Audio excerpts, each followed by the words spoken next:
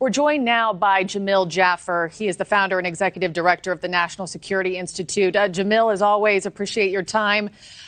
Your reaction to the fact that Putin's largest, most vocal critic, Alexei Navalny, is now dead? Well, Marky, once again, this just demonstrates the brutality of the Putin regime. We saw it in Ukraine. We saw it when he tried to poison Alexei Navalny with Novichok a couple, 3 years ago. And once again, he took Navalny, who was in prison on a 30-year sentence just outside of Moscow on trumped-up charges, moved into this prison outside the Arctic Circle just in December, and now appears to have killed him. Look, we don't know for sure that he was murdered, but he's 47 years old. He seemed in good health until he was poisoned and until he was put in this prison in the Arctic Circle. So all signs point to yet another political takedown by Vladimir Putin. And once again, Marky, this gives lie to the claims that Putin just made on his Tucker Carlson interview last week, that this is all about peace and protecting the Russian nation. Those are all false. Putin is a brutal man, and he should be treated as such. Yeah. I just spoke over the phone with General William Enyart, and he said, Marky, there will be no official real investigation into this and his death moving forward. I mean, how is something like this handled? Will we actually never get true answers? Probably not. Vladimir Putin controls the media in Russia and controls the conversation there. Again, he died in a prison outside the Arctic Circle. It's unlikely we get any information out of it. We will probably hear from his family as to what their suspicions and beliefs are. But really getting any real knowledge out of Vladimir Putin's Russia is unlikely. And I think General Enyart's right about that. Do you think that this is a sign that Putin is under even more pressure because the Ukraine war isn't going as he hoped on the ground overseas? How do you read things?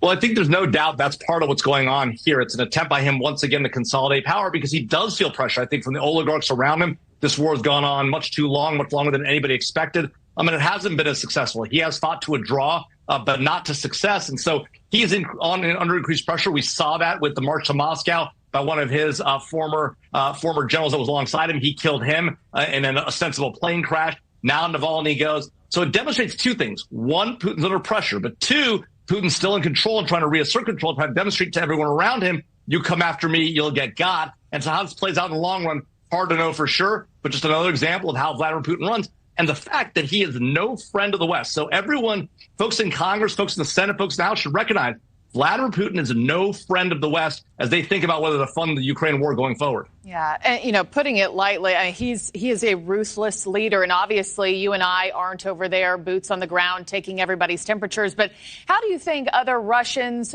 people within Putin's inner circle, see this moment? I mean, is this a moment of weakness for Putin, or is this a moment of strength?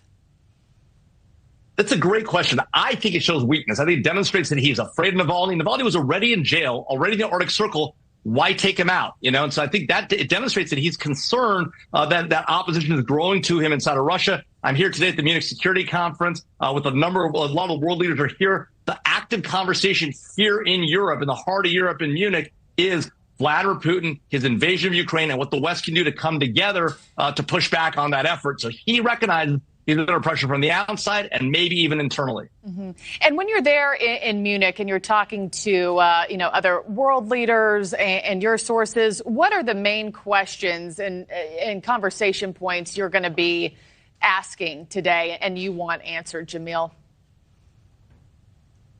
Well, the question is, are we going to do what it takes to give the Ukrainians what they need to win, right? Right now, we've given them enough to fight to a draw. We haven't given them enough to actually win. Now, there's a fight in Congress about whether the U.S. should fund that effort. Obviously, Europe has an important role to play as well. But the real question is, even with the current Biden funding package, it's not enough to win. It's enough to keep us at a draw. If we really believe the Ukrainians should win this war and push Russia out, that's going to take a lot more effort. It doesn't appear anybody's currently willing to do that, which just means more dead Ukrainian civilians and more success for Vladimir Putin in the long run. That's not good for anybody.